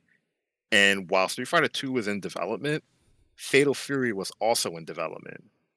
But Street Fighter 2 came out first. And when Street Fighter 2 came out first, the people who worked on Fatal Fury were more likely going, oh shit, we didn't know they were working on that. You know? Mhm. And now we have a similar situation here where the three major franchises were all coming out with new games. They were all in development at the same time. And I assure you, Harada, the Tekken director, was probably shitting his pants when World Tour Mode got Right. announced. You know, like they did not see that shit coming. No, I think they might try to add something on, but like it's so late in development. Yeah, it's not. that- It wouldn't You hit can't just just because plug and play. No, World Yeah, World Tour is a developed game mode. Like it's developed. it's an entire video game. right. Like if you play the mode, it's not. It's a disservice to call it a mode. It's a full functioning video game inside the fighting game we all expected. I know that all the listeners who are like into kink are probably giggling, but like there's a specific reason I called it solo play. Mm. Like I wasn't calling it a mode. I was like, you can just play that by yourself. You don't ever have to go into competitive. It's true. Like you can just play that by yourself, You can sink forever hours into World Tour. and that's and- deliberate. Yes, and that because- is amazing. I'll say that's deliberate because the designers, like I've followed, like game development stuff is just like drugs to me almost. Like I'll listen to every interview, I'll look at every concept art and everything. And these guys were intent, as in like the producers of Street Fighter 6, intent on turning the competitive stuff into endgame. Like they don't want you doing that out of the gate. What they want you to do is play World Tour first. And if you get like enamored with World Tour and you don't want to do anything else, that's fine, because they designed it that way. They said if you are done with World Tour, if you want to go to the true end game, you can fight other people. It's not the focus of the game. And I think that's brilliant because a Mhm. lot of people are another reason they're afraid to get into fighting games is because they have to fight other people. A lot of games don't give you the choice to do anything else because they're so content poor, you know? So now that you have that option, it doesn't feel like a big stretch to jump into the ladder. You could just not jump into that at all. But if you do, you'll be more than prepared. And I think that is the biggest accomplishment you can possibly develop in the history of the genre to make new people not only care, but be prepared for what lies ahead. Because World Tour, I won't like sugarcoat it for you. It will get a little harder going on. But by the time you realize that it's gotten a little more challenging, you will likely be a full-fledged fighter. They spare no expense, make no stops, and keep you engaged well enough so you can just go ahead and interact with it at your own pace, but also learn at your own pace. And like we said, if this is the way fighting games are going forward, other franchises are in deep shit because they likely did not see this one coming. Yeah, honestly, this probably like because Mortal Kombat's gonna do Mortal Kombat bullshit, but Mortal Kombat's always done Mortal Right. Kombat bullshit. Mhm. So like, I feel like the more out of the interactive fighting games at the moment is just gonna be those two. Those are gonna be the ones that stick. Yeah. Um, and then whatever comes out later, whatever's planned out coming out later, yeah, they're going to have to prep for that because folks Mhm. are gonna fall off Tekken. Right. There's just not enough to stay engaged. Also, just real quick observation. Of those 3 games, Tekken is the hardest. It's really unfriendly. Yeah. Like, it's hard to play, man. Like, I've been playing Tekken my entire life, and I'm still not like amazing at it because it's tough. I play one character, bro, and I go about my business. I play King. That's it. It's unfriendly. Right. I never would ever dream of inviting someone to play. I've been playing Tekken since it came out. Like whenever it appeared in arcades in that really dry arcade with the yellow thing that just said Tekken in like block letters. 94, baby. Right. I've been playing it since then, and and I say this, the more I play it, the more comfortable I am with playing because it's now almost a 30-year-old game franchise. And now I'm comfortable playing it. I'm like, there is no way that anyone else is going to be able to play this with me out of nowhere. No chance. Right. And I no love way. you. It's not happening. Right, I and fucking need Tekken. right, and I kind of and I think it's time. It's why I like Soul Calibur so much because people see Soul Calibur. And by the way, it sounds like the modern control scheme is it kind of nudges it closer to Soul Calibur. And Soul Calibur had a very logical control scheme. If you ever like a vertical slash and down made you do a vertical slash down. It differed per character. If you press back, you did like a backwards horizontal slash. Again, deferred per character. There was a logic to it, and I think that allowed people to play Soul Calibur, even if you never got particularly great at it. I always felt that Soul Calibur was the most friendly out of the fighters. Far and away. But interestingly enough, is like if you talk to like a lot of like elitist fighting people, like they legit say it's not a real fighting game. Right. Okay. Whoever said that is full of shit. Number one, and it is a common thing I hear everywhere. They'll be like, "You," and like people will also when you play fighting, I'm like, "Yeah, I play Soul Calibur." Like, it's not a real fighting game. No, they don't know what they're talking about then. Right, Like, I know. The whole thing is that like, and I'm not gonna attribute this to Soul Calibur. It's that what we call 3D fighters, they're almost inherently harder than a 2D fighter, like a Street Fighter, because there is that third dimension, and you don't jump like how you would in a traditional fighter. You do won't, not. and you won't crouch the way you do in a traditional fighter. And for example, the whole thing about controls that I mentioned earlier about just holding up to jump, holding down to crouch, and holding left and right to walk forward and backwards, that can be deviated from in a 3D fighter. Like Tekken, Soul Calibur, they all have the same thing going on. I mean, they're both developed by the same company, but they all have the same thing going on where in theory, you can actually mash your way into victory Yeah, you because can. because the moves don't come out as fast as like a 2D fighter. Like you can just press buttons and it works because of the way movement works in 3D games. It can happen. That said, to master that chaos takes a brain almost on par with like mastering Marvel versus Capcom. It's funny. I've always thought that 3D games have always been easier to understand. I remember, but I realize I'm different in that way. Like I thought at least 3D games were inherently more easier because you move the way you did in real life. But I've discovered the opposite in practice, just interacting with people. Okay. You ever watch a Tekken 7 match, like on Twitch or something like that? Yeah. Do you notice how everyone moves when they play Tekken? Yes. They move like with a stutter step, Right. and we call that the Korean backdash. Right. That is Wait, a really? series. That's funny. Yeah, that is a series of micro inputs that you actually need to know in order to be even remotely viable in Yes. Tekken. I can do a lot of shit. I could do Geese Howard's pretzel motion. Like, look that one up, kids. I can't Korean backdash to save my life. Yeah. And literally, and whoever sees you can't do that. It's like blood in the water. Yeah, They'll like come- you're pretty much dead. yeah, you're not gonna be able to. You're gonna have a hard ceiling that will not only it's a hard ceiling that's also coming down on your head to hit you periodically as you're bumping into it periodically. Yeah, and every 3D game has something like that. Right. Like Tekken has something like that.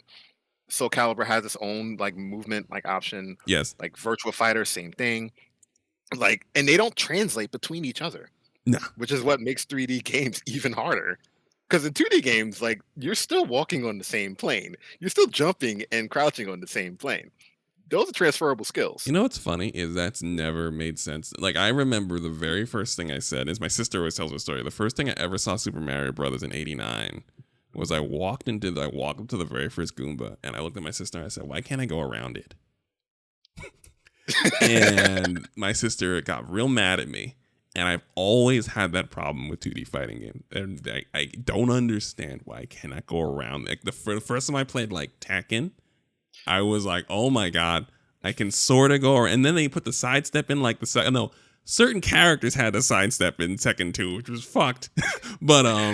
But yeah, then once I started playing 3D fighting games, I was like, oh, okay, I can start moving around in a way that makes sense to my brain. But I realized I was in the minority in 2D fighting games. Like, it's just like, since we're talking about it, it's just, I forgot about that bit because I never got 2D things until I was later in life. Like, Okay. yeah. I got to draw some quick podcast lore for you. Because a very long time ago, I think this is not that far from when we first met. Aaron notoriously said, and I remember this, rather do everything in 3D than 2D. And at the time, I did not really understand what that meant at the time. Since then, I was a teacher. Like, I actively taught children specifically, the merits of game design. And interestingly enough, that Super Mario Brothers moment that you had, I've had recreated in recent years.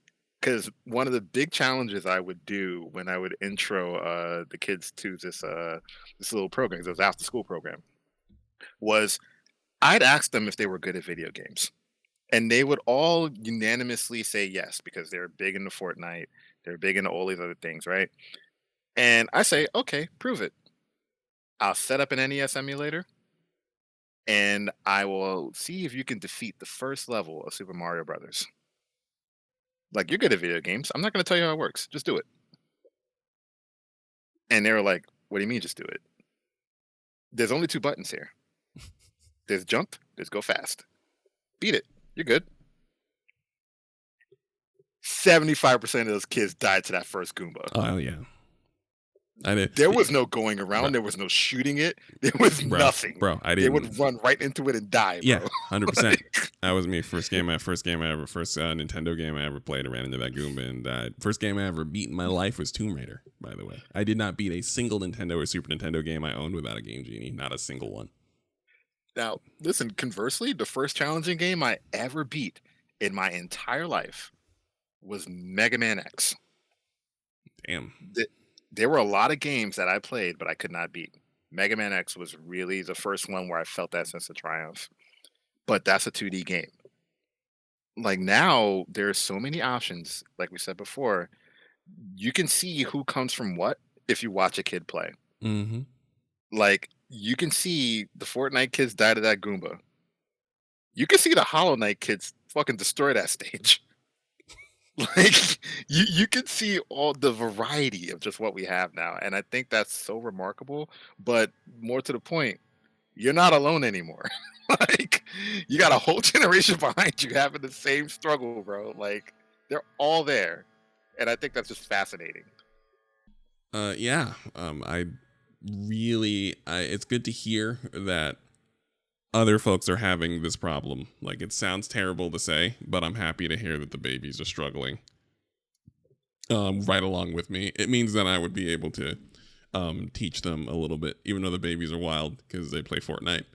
And Fortnite is also a thing that I'm too old for. So my response to getting shot at in a game is not to produce a garage. That mindset is how I know. Like, it's very few games where I'm too old to play. Like, I feel like I'm too old to process. That is definitely one of them. I'm right there with you. I gave Fortnite a shot once. No, I appreciate how culturally relevant it is. I appreciate when they sat down all the white kids and showed them Martin Luther King's "I Have a Dream" speech in the game. Oh man, that happened. Yeah, I appreciate the attempts at being reasonable, but that is not a game that I can play. I was hoping for the MLK and Malcolm X skins in the game, but of course, that's a slippery slope. But I was thinking about it, but that's neither here nor there. Yes, I am definitely going to be getting Street Fighter now that you've said. Effectively, there is also a proper update to Final Fight in the game. That is a game changer for me. A huge Final Fight fan. I think you'd appreciate it.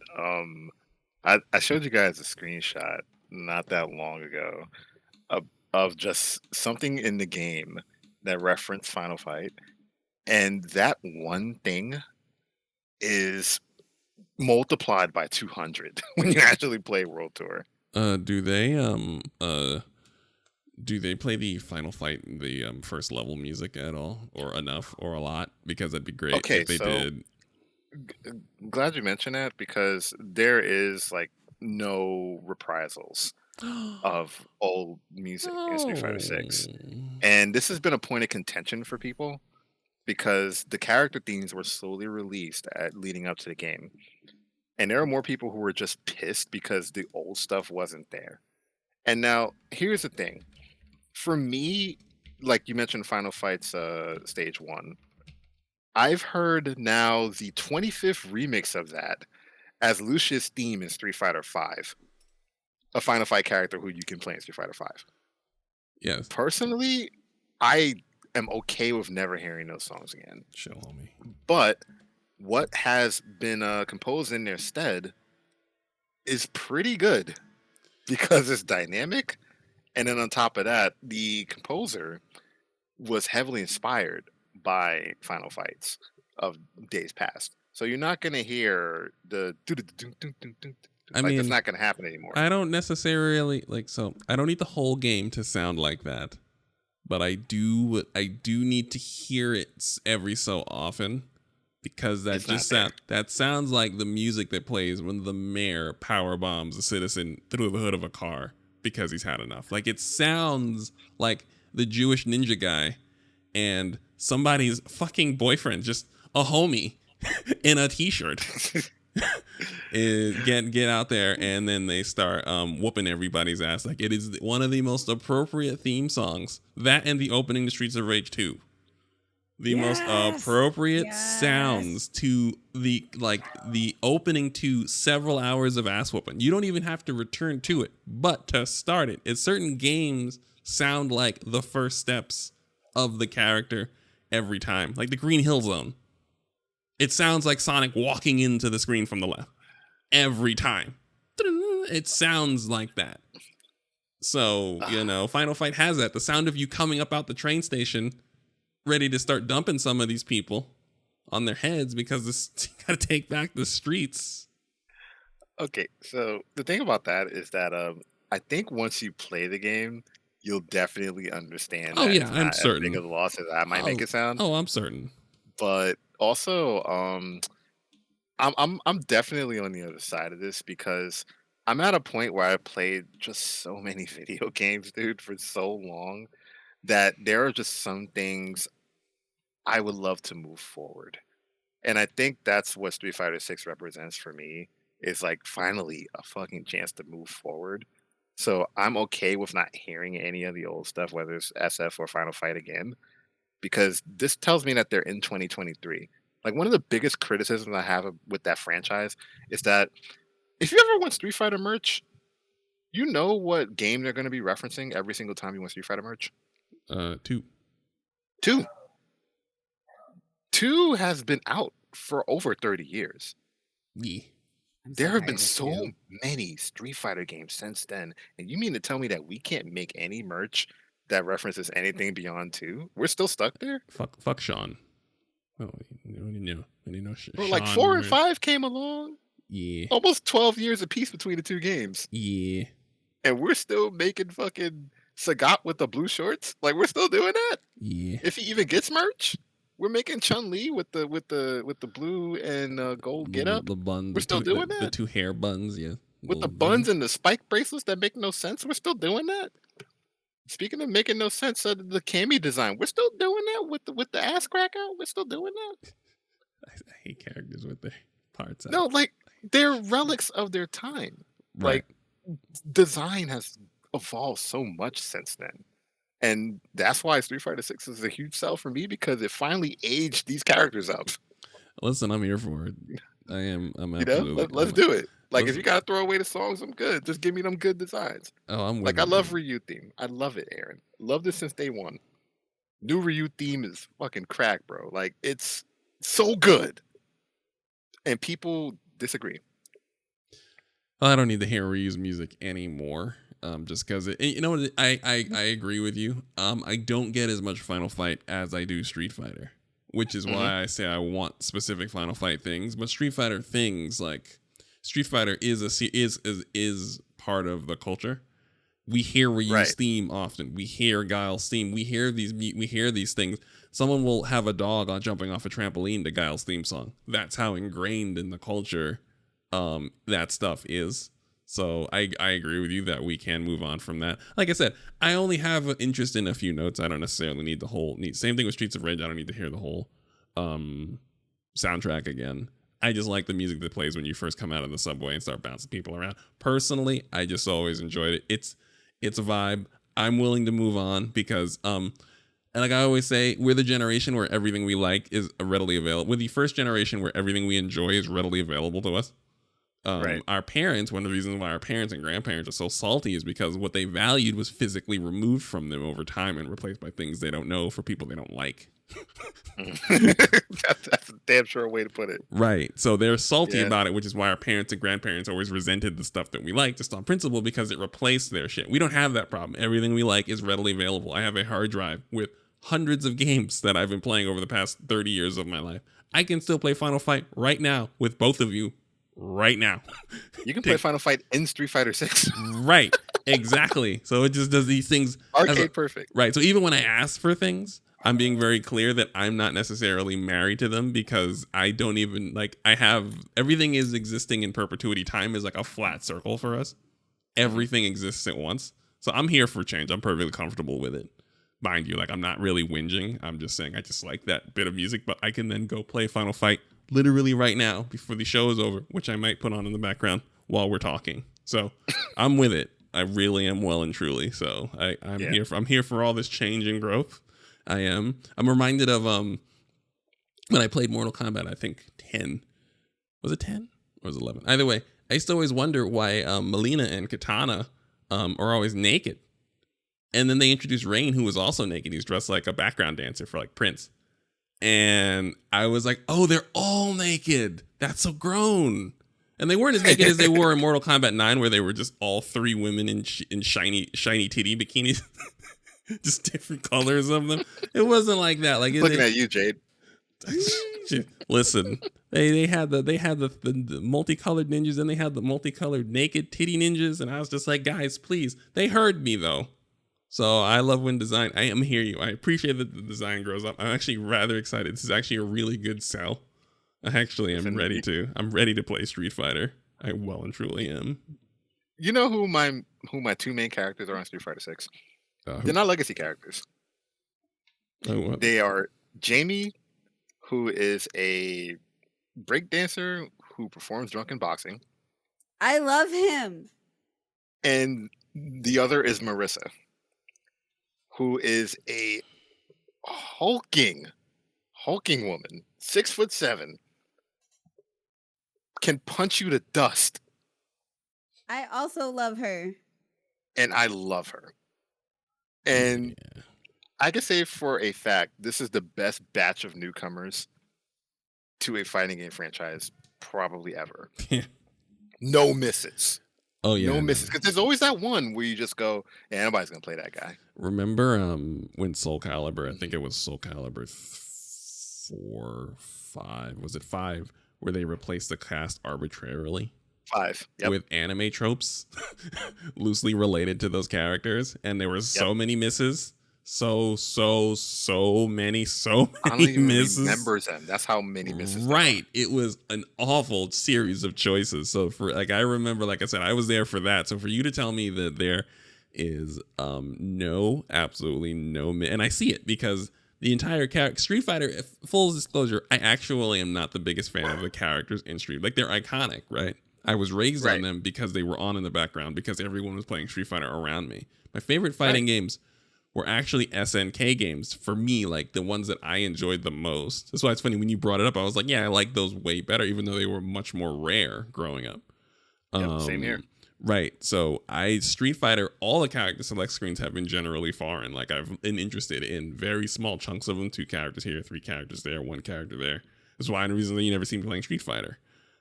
This is the first time where the character select screen is intriguing. Like, I would just hit random select and have a ball, and that's again new for me and an achievement for Street Fighter. And it's good to hear that somebody who plays it all the time confirms that. Like, that's extremely impressive. Oh, that's the thing too.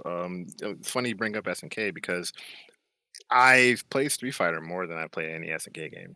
However, I enjoy SNK games because they put so much thought into character design, into the story, into so many things that you would not associate with a fighting game. Right. Like, great storytelling, great characterization, like great designs. Like, these are all things that fighting games are more than capable of delivering, but for whatever reason, they don't. And Street Fighter is the biggest culprit of this because Street Fighter, those designs, like Ryu's design, has been virtually the same since 1991. Yes. This game was the first major shift in Ryu's design since he had slippers in Street Fighter 1. I love the fact that he looks like somebody just called him to show up on it, like after he hit retirement. And he's just like, why the fuck am I here? I love it so much. Full beard. Full beard. He looks cranky. Oh, but that's the thing too. He's not cranky at all. Like, he's the most chill he has ever been in any game because he has finally overcome the Satsui no Hado, which is this evil thing that's been tormenting him since basically the first game, for those of you not are familiar with the lore. But yeah, he got over it. So now he's happy. That's why his music is so chill now. Listen, I'm just saying that his face took the consequence. Listen, Bacon, you go talk to him in World Tour. You know what you're doing? You're helping him learn how to use a smartphone. That is fucking precious. My man's trying to live now. He's done the work. Now my man's trying to live. He's chilling. He's got no stress. That's clear, my man. And I'm like, yo, that's growth. Ken looks like he just got off the couch. Oh, Ken's a goddamn terrorist. Like, Wait, what? I need to know. no, that's like one of the things. Like, you didn't even have to play the game. Like, it was such a big deal when they found out that Ken was apparently an alleged terrorist. And it's like the most development Ken has ever had, other than being player 2. I Yeah. Like, this game is wild. Like, I'm just saying, you play the game, you'll see what these guys have been up to. What about Guile? Is Guile just Guile? Guile is just Guile. Like, more than anything, he's done with Bison, because for those of you who hadn't played 5, Bison's dead. So like, Right. there is Finally, no he more died. Bison to tie all these characters together. So now they're doing new shit. Guile is just this like elder statesman in the Air Force, pretty much. He just likes watching And people fight. it's almost it. Yeah, he just likes watching people fight. He's chilling now. Like fucking, they're all older, so they're all just teaching. Like, they don't have any like scruples to any unfinished business, really. That's It's so great. cute. That's so bold because like Tekken You doesn't just give make a them the elders. yeah. Yeah, Tekken's the opposite. Tekken's the opposite. Like niggas will be scrapping forever. Like Heihachi's like 159 years old and he's still Not squaring anymore. up. Right. So it's like they have this endless, relentless struggle where all the characters are kind of still hung up on each other for Like, way too long. like Tekken 7, when Heihachi got thrown into the volcano for reals. And this is like, not a spoiler, it's like 10-year-old game now. Listen, Heihachi ain't coming back on paper. He's dead. And even then, you know how long that took to happen? This man's been beefing with his son for like 25 years. Wait, Heihachi's dead? Oh yeah, How? Kazuya killed him. Yeah, How? threw him When? right into the volcano for real. You saw his body go in. Yeah, but Heihachi's robust. Nah, he got bodied. Like, Tekken 7 was like the big turning point for that feud. Now Tekken 8, you're going into it, and Kazuya is basically trying to take over the world. And Jin, after starting in his own world war in Tekken 6, is now left to stop his father. And that's the big story about Tekken 8. One of them's got to go. So they're moving there, right? But we're still 8 games in, and they're still having a feud, Conversely, Street Fighter characters, they're practically retired. Right. And I think I like that. I appreciate that to make the move where a character exists in a fighting game and is actually fulfilled in life. Like, I spent my whole life fighting. I Right. can square up, but actually, I'm actually doing pretty good. Bison Right. died. I'm about 2 years away from retirement. It's actually pretty nice training the young people. It's pretty cool. I mow my lawn, I like to keep lawn, I like to keep the lawn shapely. You know how it is. That's such a huge plot point in World Tour, actually, because you're learning from them. Like, you're not trying to get them to save the world. You're not trying to get them to challenge like everything in the world. Like, the whole plot isn't even a universe bearing plot. Like, you're just the new guy with other new people, and you're trying to find your way in the world. Like, the main theme of the mode is what is strength, and they send you around the world to find your own answer. So like, you're not dealing with the guys anymore. I love that so much. That's great. so good. Like, you're basically carving out your own game. Like, World Tour will lead you by the hand to some places, but after a certain point, it's just you do what you want. And I think that is the best thing you could possibly do with like legacy characters, because the reason why we kind of get tired of them is because they never rest. Like, They never go the fuck away. they don't leave room to be missed. Like, their stories are never fulfilled. Like, for example, SNK actually does this a lot. Characters don't return because they're done. Like, either they've accomplished whatever goal they had, or they died. But either way, they don't come back. Like, that's something more fighting game characters need to do.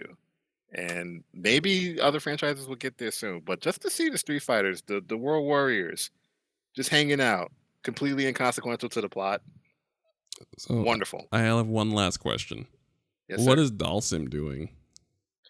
Oh, so very interestingly, because I don't want to spoil like So anything for you I guys. mean, I just want to say the last I've been looking at a lot of Street Fighter Alpha 3, and one thing I realized is that on his stage has his wife in it, and I realized that I haven't heard anything about Dalsim in so long, and I'm like, wait, since the fighting game stories are so slow because they come out every decade, Yeah. what is Dalsim doing?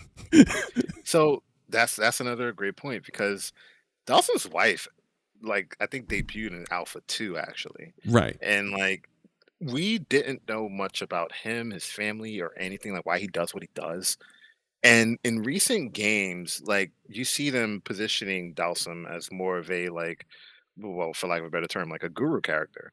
Like he's the guy who kind of observes the other world warriors, more or less. Like they're all chill with him. And you kind of learn more that Dalsum was about that I'm gonna not bother with this shit life before anybody else. And in 6, you see the culmination of that because not only is Dalsum just chilling in his temple with the most banger song you may have ever heard, but also there's a character in World Tour, and again, I'm not going to spoil it, but there's a character in World Tour who has a very, very strong connection to Dalsum, which is something we've never seen because, again, like you said, these games come out like every decade, so they don't really progress very much. But there's a character in World Tour who has a very strong connection to Dalsum, who is in the Mad Gear gang. So when you meet this character, you'll go, "Oh, this is Dawson's problem now." And it's not like the main plot. It's like a little side story where you see exactly what this guy's been up to. So that's the thing with all the mentors. If you level up your relationship with them enough, that's a cool thing too. You can have relationships with them. If you level them up enough, they will send you on a mission where you will straight up learn what they've been up to and how that interacts with the world that you've been traversing through. And I think that's fucking neat because this is the most characterization that any of them have ever had. You know, my least favorite World Warrior was E Honda for the longest time. Because what the fuck did he do other than sumo? You know what's funny is in my mind, I feel like I just took Ganryu's story. And like I was like, I always wanted a Honda story, and in my mind, I was just like, well, I guess someone saw Ganryu and gave him the proper narrative that a Honda's never gotten. Literally been the like, and it's funny because like, even there was a period of time where I was like looking up sumo on YouTube, like I was down the rabbit hole, and I was like, there's so much story they could have told about E Honda. Just him being a sumo wrestler is interesting. Him being the best one is interesting enough. Oh wow, dude! Like Ganryu, Honda, Taka Arashi from Virtua Fighter, they're all the same character for the longest time. Yes. Just sumo. That's their character. But now Honda has purpose. They gave everyone purpose. The best gift you could ever give a character. I'm here for this. Like, I'm here for the proper characterization of Street Fighter characters. Like, I've always liked the story of the characters more than the game. So much so, I'm here. That really has piqued my interest. Okay, I'm with this. Yo, Blanca's a hustle man. What do you mean, hustle man? What was he? He's a hustle man. He's got a whole scheme. When you talk to him, his whole thing is getting you on the grift. He's scamming people. He's scamming people. Like it's a I love successful so scam. much that he's just out here just a fucking scammer. Nah, they call him a It's tour guide. It is the funniest shit in the world to me. You want to hear funniest shit in the world? When you meet Blanca for the first time, he starts mentioning this cryptid of the jungle, Blanca-chan. And when he mentions Blanca-chan for the first time, it's like an X-Files sting plays, and it's hilarious. But it goes to the point that this man is just scheming now. Like that's what he does with his time. He doesn't have to be the fiercest warrior in the jungle anymore. He's just like, yo, come to Brazil. I got you. And then he walks away with your money. I love him. It's love brilliant. him. Like these guys are finally getting purpose. It's great. I'm here for this. I can't stress it enough. Whenever you can, play the game. It's great. All right. Well, this is a ringing endorsement. I actually appreciate this. Is anyone? We're approaching our time. So, if anyone has anything to add before we wrap up, Is this about the orcas? listen, I 'Cause don't. I really only have jokes. I mean, I have a too long didn't read and some jokes. I mean, tell us more about the ocean consuming those who would disrespect it. Okay, so essentially, um, there's a person who has been tracking orcas attacking boats because orcas are kind of assholes in general. Orcas, killer whales, they're great. They went through a whole what do you call it when you start out an asshole, like a whole reputation shift, because they were called killer whales and people were like, don't call them killer whales, they don't really be doing actually, or orcas kind of do. Like one of the things that they do is they specifically like break ice or topple floating ice just to eat seals. And what are boats but just things to fuck with? And so there's like endangered killer whales have started on the coast of off of European waters, just ramming yachts and fishing boats, just smashing their heads into them. And there's a person on the online has a website, it's been tracking them, and you can like watch like the attacks ramping up. Like since 2020, I guess there's been over 500 reports of like orcas being dicks. But I mean, listen, these fishing boats, like, they're not unguilty here. Like, they're a lot of like commercial fishing is a huge part of like fucking up the ocean.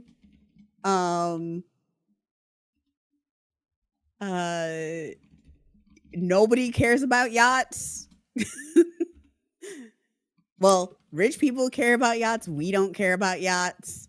And they're getting pretty resourceful, like figuring out where the rudders are and tearing them off.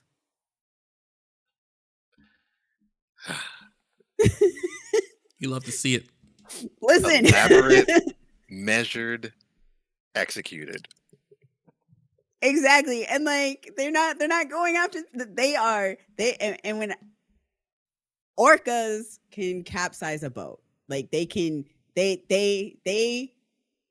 100% flip a boat over. That is Strong as hell. that they, and then they will work in coordination to do so. And again, mind you, the killer whales they're endangered species. We've been fucking up the waters. And when you fuck up waters, you end up with hungry, aggressive animals. And you also have animals who know. And like orcas are smart.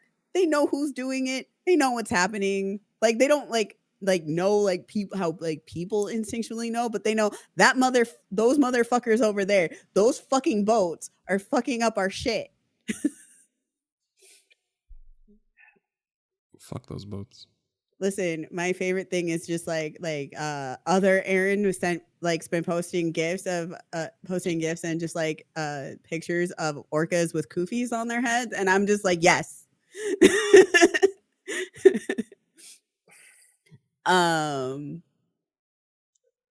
and impressive. and like so like also like my side of the country is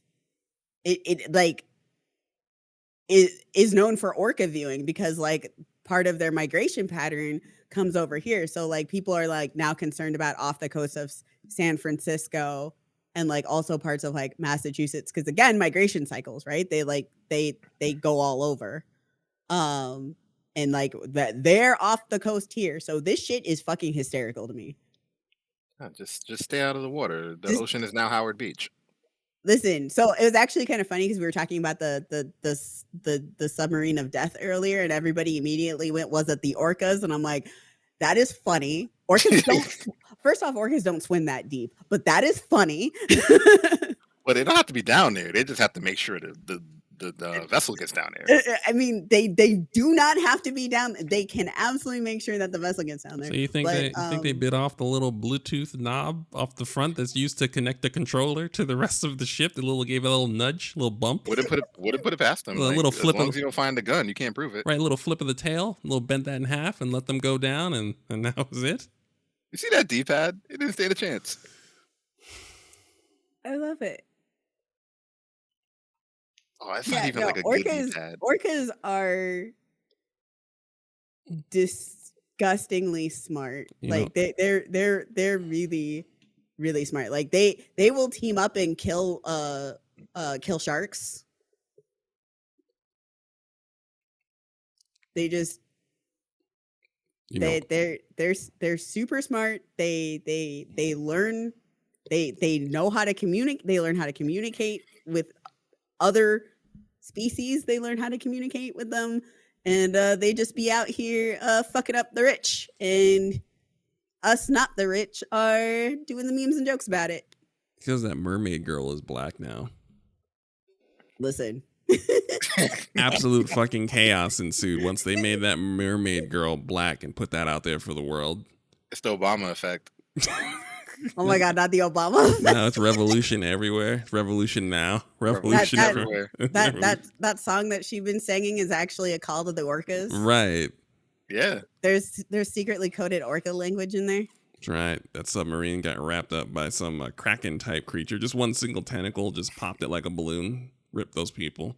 And yeah, revolution. Stay out of the water. Which is real. We need to stay the fuck out of the water. We ain't got no. We literally cannot. Listen, deal. We cannot have business in the water. We are physically incapable of having business in the water. That's why we got the land. It was really funny because one of the great blacks of Twitter posted like, "You out here having a Juneteenth party on a yacht."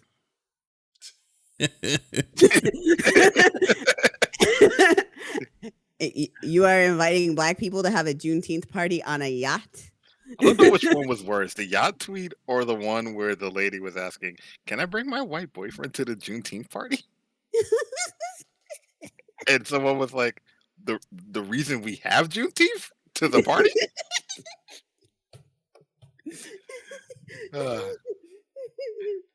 It was a time. It was a time. I'm just like, I have to look at people and be like, you can, but you will get roasted. And so will your partner. Can the two of you handle that? Just don't do it. Like, if you gotta ask, the answer is no. There's that too. I do like getting the awkward questions of like, what do I say for Juneteenth? Have a happy Juneteenth. That's what I say. I'm just the like white people be like, how do is it okay if I say happy Juneteenth? And I'm like, y'all, it's not that deep. You say happy Juneteenth. Okay, but I think that's a very fair question coming from a white person. I mean, it's not the worst, but it is. I'm just like. It says you thought about it. It does say you thought about it. Sometimes that's all we ask for, that you just think about it before you say it. I'm just like, if you're feeling guilty, just ask for their Cash App. Yeah. I mean, you put that much thought into that thing before you were going to say it. I think your head is in the right place. Just ask for their, you know what? Just ask for their Cash App. Like, you're not going to be John Brown, but you can be well on the way, you know? You can. I'm just like, just say have a happy Juneteenth and give them like $30. It's fine. Great day, Juneteenth. Great day. So yeah, the orcas have joined us for Juneteenth celebrations. Appreciate it. And whole ass revolution. Also, shout out to the Kraken. Grab that ship full of rich folks. Hell yeah. Shout out to the Kraken supporting Black lives from deep at the bottom of the ocean there.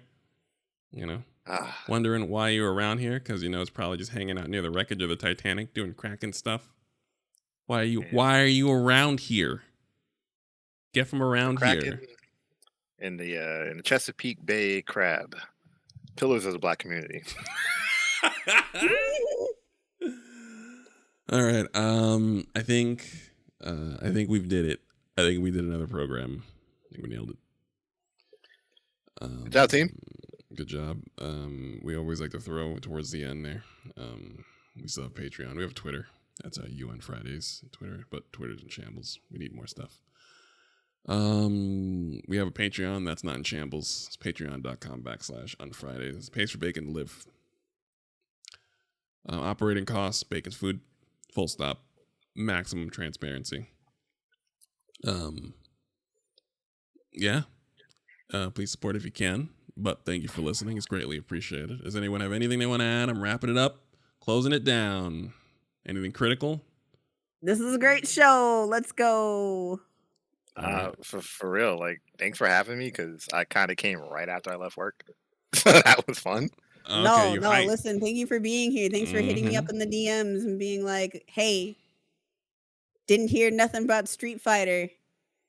I don't know. So what's up? Listen, as the resident fighting game correspondent of the ADD Space podcast, I felt like I had a duty, and I would like to thank you both for allowing me a platform and play Street Fighter. Play fighting games. Fighting games are for everyone. They are for everyone. Listen, you are always welcome here. I appreciate you greatly. All right. Much obliged. Much obliged. All right, folks.